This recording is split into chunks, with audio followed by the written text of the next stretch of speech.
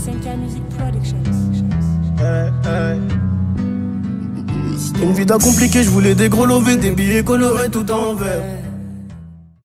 Bonjour à toutes et à tous les amis, bienvenue sur ma chaîne Zizou Pronostic Foot la Win. Si toi qui regardes la vidéo tu n'es toujours pas abonné, abonne-toi si c'est pas fait, c'est gratuit. Lâchez un petit like, c'est rare que je demande. Bombardez la barre des likes, parce que ce moment, depuis que j'ai sorti une certaine vidéo sur quelqu'un, bizarrement, j'ai des dislikes que avant je n'avais pas. Avant je tournais à 2 ou 3 dislikes maximum par mois, par vidéo. Là, bizarrement, dès que je sors une vidéo, il y a 5-6 dislikes faciles, direct. On se demande bien, c'est les abonnés de qui, hein. Mais bon, j'ai fait cette vidéo donc pour les pronostics du dimanche 26 janvier, du vendredi 24 janvier 2020. Comme je vous l'ai dit, ça sera un combi encore une fois safe, une cote de 2, histoire de récupérer tout en sécurité tranquillement donc les mises perdues donc de mardi et de mercredi, et donc dimanche, une fois qu'on aura passé les 3 journées jusqu'à samedi, cote à 2 qui vont se valider à mon avis avec de grosses chances. Dimanche, on essayera une petite cote à 3. Une cote à 3 pas dangereuse, mais safe.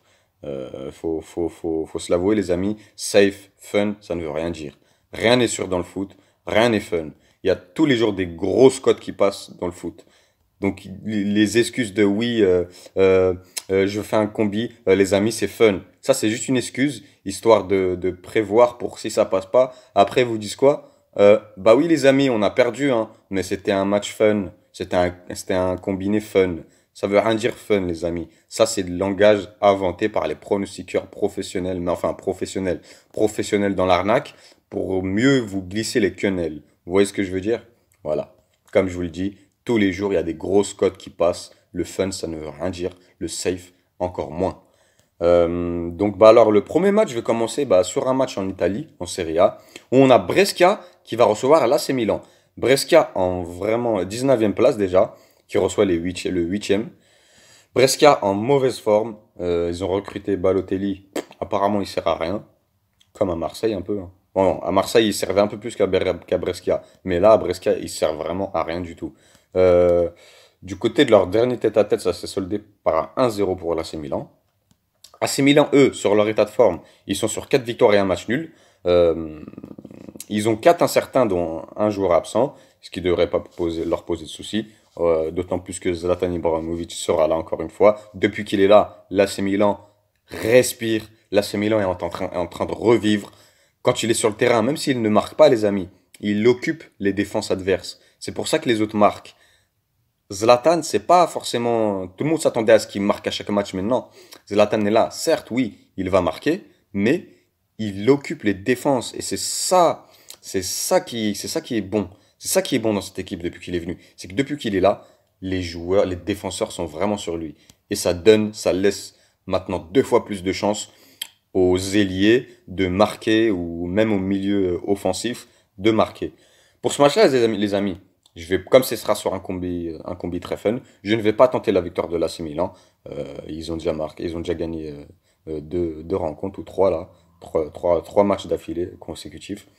Donc pour ce match-là, les amis, je pense que Brescia va vouloir se défendre à domicile, tout de même. L'AC Milan va vouloir gagner, remporter ce match à tout prix. Leur dernier tête-à-tête s'est soldé par un 1-0. Je ne crois pas que sur ce match-là, il y aura donc un seul but, pardon.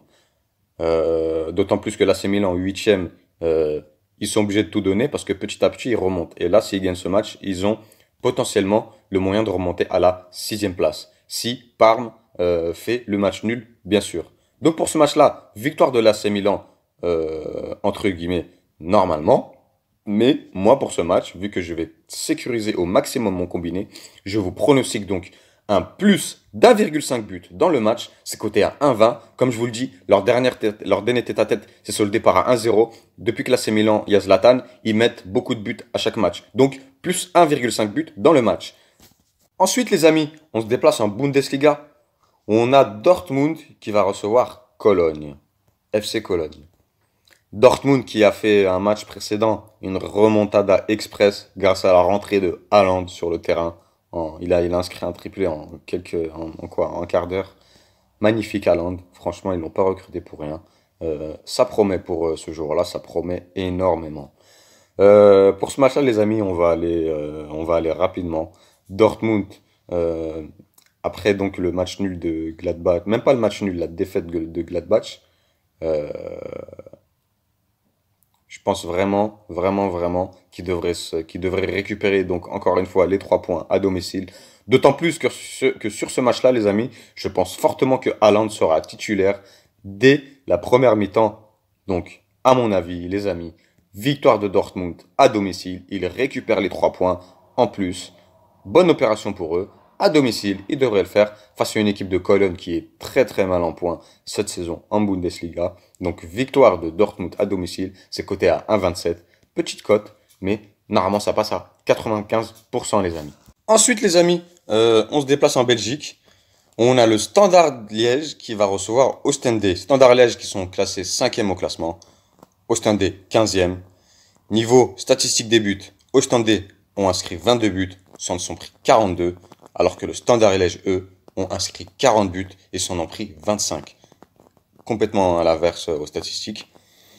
Niveau tête à tête, 5 fois, leurs 5 dernières rencontres, le Standard de Liège a gagné, ne serait-ce à l'extérieur et à domicile, ils ont gagné à chaque fois. Et du côté de leur état de forme, Standard Liège, depuis la reprise, donc 2 victoires à l'extérieur. Donc lors de leurs 2 derniers matchs, c'était à l'extérieur et ils ont gagné. Un seul match nul, 2 défaites, alors que pour Ostende, c'est 4 défaites et 1 victoire. Standard Liège a l'habitude de scorer, de mettre beaucoup plus de buts que Ostende contre n'importe quelle équipe Standard Liège, contre n'importe quel favori en championnat belge, ils font le job. Pour ce match-là, les amis, ça va être simple. Victoire de Standard Liège à domicile. La cote, elle est petite, elle est de 1,28. Mais comme je vous ai dit, c'est pour faire un combiné vraiment très safe.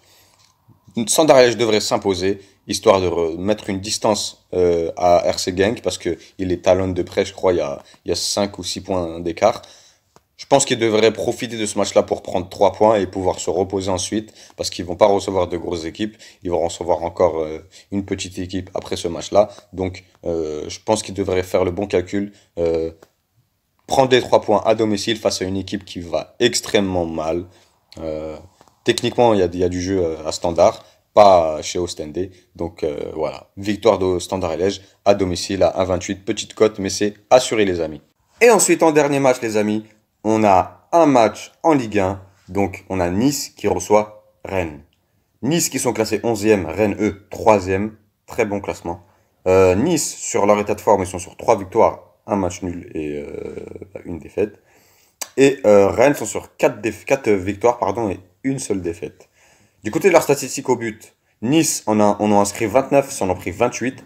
Rennes en a inscrit 25, s'en ont pris seulement 18. Donc on peut dire bonne défense du FC Rennes. Nice sont composés sans 4 incertains. 4 joueurs incertains. Je veux dire 4 joueurs absents. Malgré tout, Nice ne devrait surtout pas perdre ce match-là à domicile. D'autant plus que s'ils perdent ce match-là, ils vont peut-être se faire doubler par Strasbourg et par Bordeaux si éventuellement ces 2 équipes-là remportent leur prochaine rencontre. Donc je pense pas que Nice vont jouer ce match-là en mettant 0 but, en inscrivant 0 but. Malgré la liste d'absents qu'il y a, je pense fortement que Nice peut inscrire au moins un but. Après, ça pourrait donner un match nul ou bien une victoire de Rennes ou de Nice. Mais pour ce match-là, les amis, encore une fois, comme je fais un combi très sécu, je vais pronostiquer donc un plus de 0,5 pour Nice. La cote est intéressante, elle est de 1,30 les amis. 1,30 juste pour un but, vraiment très sécu. En plus, ils sont à domicile. Comme je vous le dis, ils ne vont pas jouer ce match-là pour perdre, mais pour vraiment gagner ou voire mettre le match nul. Et pour gagner un match ou effectuer le match nul, il faut se donner les moyens de mettre au moins un but pour pouvoir sécuriser la rencontre.